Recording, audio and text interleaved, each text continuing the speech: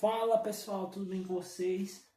Luqueta está aqui mais uma vez. Hoje a gente vai explicar equilíbrio molecular, equilíbrio iônico e cálculo de pH e pH. Então vem comigo, vamos para cima. Primeira coisa, equilíbrio molecular. Vamos ter uma reação com um composto A com a quantidade de mols Azinho, mais um composto B com a quantidade de mols Bzinho, que vai ser reversível, tudo bem? Que vai gerar um composto C com a quantidade de mols Czinho, mais um composto D com a quantidade de mols Dzinho. No equilíbrio, o que, vai acontecer? A velocidade da primeira parte da reação é igual à velocidade da segunda parte da reação. Então, V1 é igual a V2, ou seja, a reação direta é a mesma coisa que a reação reversa, tá? A velocidade, ok? No equilíbrio. Aí vamos ter que as concentrações elas são constantes, vamos ter que ocorre reação também. E aí, o que isso significa?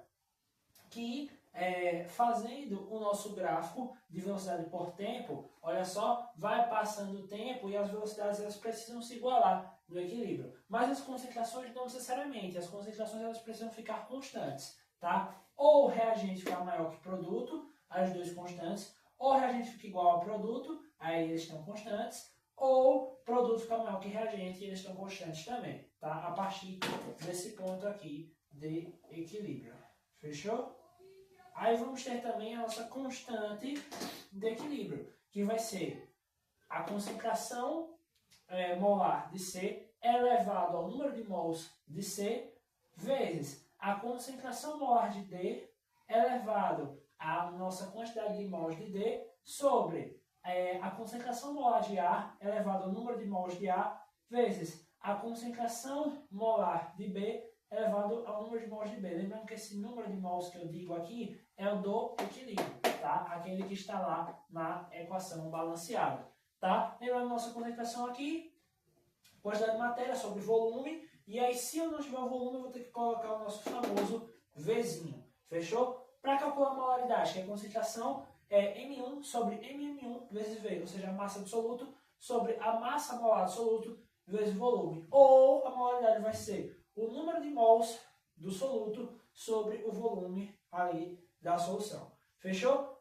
Nossa constante de equilíbrio. Quanto maior for a constante de equilíbrio, maior é a nossa quantidade de produtos. Quanto menor for a nossa constante de equilíbrio, maior é a quantidade de reagentes. Tá? Lembrando que a nossa constante de equilíbrio é a função da temperatura e que eu não posso usar nessa fórmula aqui água ou compostos sólidos. Fechou? Então vamos para o deslocamento de equilíbrio. Quanto mais substância eu colocar, ele vai para o lado oposto. Então, por exemplo, aqui, se eu colocar mais substância A, ele vai lá para o lado dos nossos produtos, o lado direito. Mas se eu tirar a substância A, ele fica no mesmo lado, ele fica aqui no lado dos reagentes. Quanto maior for a temperatura, ele vai para o lado endotérmico. O que é lado endotérmico? É aquele, tá? É que, por exemplo, digamos que essa reação aqui seja ΔH maior que zero. É uma reação endotérmica. Quando a reação é endotérmica e esse ΔH maior que zero, ele vem lá nos produtos, quer dizer que o produto aqui, né, ele é endotérmico, tá? E o reagente é exotérmico, ok? Então, se eu aumentar a temperatura aqui, ele vai para o lado endotérmico, ele vai para a direita. Agora, se eu diminuir a temperatura, tá? Ele vai para o lado exotérmico, que é a esquerda. Agora, se a questão fosse um ΔH menor que zero, ou seja, fosse uma reação do tipo exotérmica. Então, quer dizer que o nosso lado exotérmico vai ser esse aqui. Entendeu? Esse é o nosso lado exotérmico. Então, ele, se eu aumentar a temperatura, o que vai acontecer? Ele não vai para o lado endotérmico?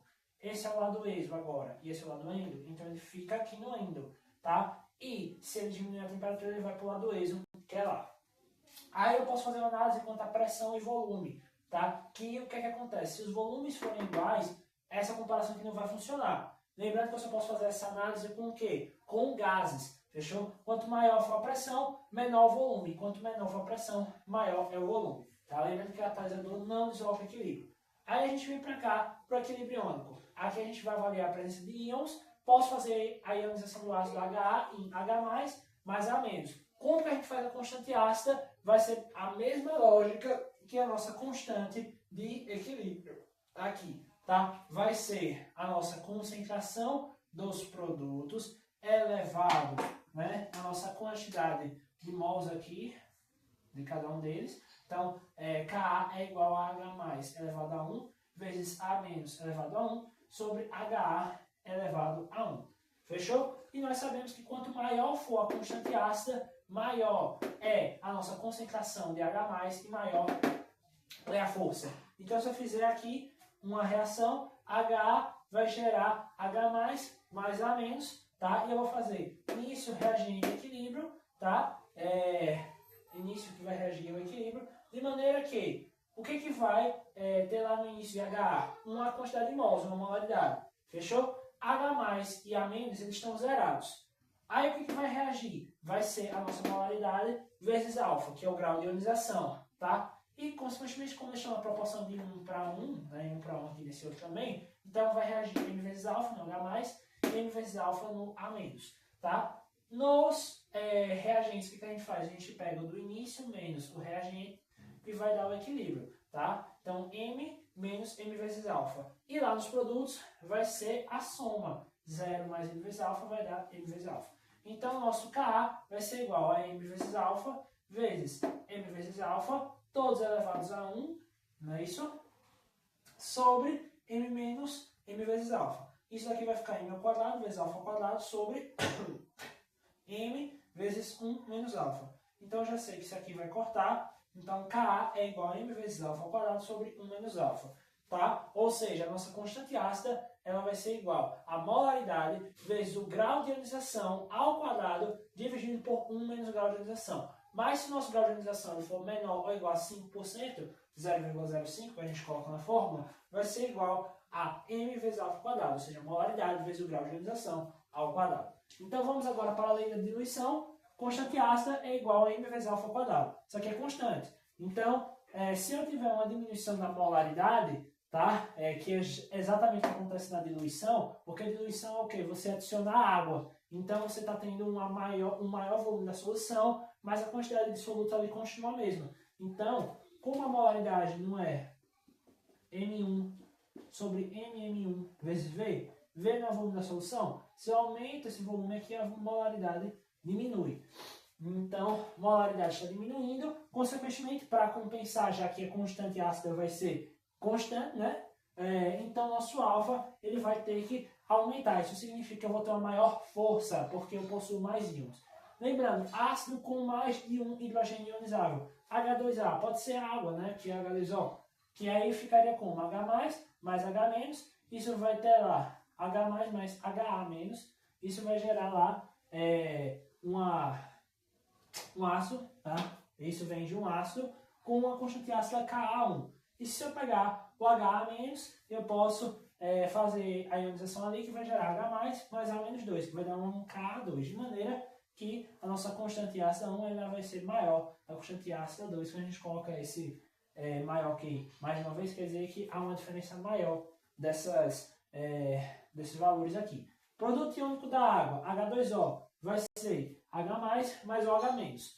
Como que eu calculo a constante de equilíbrio nesse caso, Lucas? Então, veja, nesse caso a gente vai colocar o H+, vezes o O-, tá? Todos elevados a 1. Aí você vai me perguntar, o H2O, onde é que ele entra nessa história? Ele não entra. Por quê? Porque no equilíbrio a gente não pode colocar o H2O se ele tiver ou no reagente ou no produto. Então é só H+ vezes OH-. De maneira que em 25 graus Celsius o Kw, tá, vai ser igual a 10 elevado a menos 14. E no meio neutro a concentração de H+ é igual à concentração de OH-. Então, eu posso colocar aqui 10 elevado a menos 14 igual a x vezes x. Então 10 elevado a menos 14 é igual a x ao quadrado. Então vamos ter que o x é igual a 10 elevado a menos 7 mol por litro. Então x vai possibilitar ali, tá, que o nosso pH seja igual a 7, ou seja, neutro, provando a nossa situação. Escala de pH de 0 a 14, de 0 a 7 ele vai ser ácido, o 7 vai ser neutro.